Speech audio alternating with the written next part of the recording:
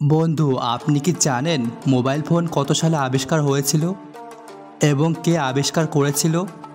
Mobile phone কোন দেশে প্রথম আবিষ্কার হয়েছিল এবং ভারত ও বাংলাদেশে কত সালে মোবাইল চালু হয়েছিল? জানতে হলে ভিডিওটি সম্পূর্ণ দেখুন। প্রথম মোবাইল ফোন তৈরি হয়েছিল 1973 সালে আমেরিকার নিউ ইয়র্ক শহরে। তা তৈরি করেছিলেন engineer Martin Cooper. Martin Cooper কাজ করতেন তখনকার একটা ছোট্ট টেলিকম কোম্পানি মটোরোলায়। কিন্তু তার স্বপ্ন ছিল এমন একদিন আসবে যখন সবার হাতেই থাকবে তার নিজস্ব ফোন, আর সেই ফোনে যেন যে কোনো সময় যে কোনো জায়গা থেকে যে কোনো কারোর সাথে যোগাযোগ করা যেতে পারে। তারা 1973 সালের এপ্রিল প্রথম সফলভাবে প্রায় 2 কেজি ওজনে হাতে ধরা ফোনের মাধ্যমে কল করতে সক্ষম হন।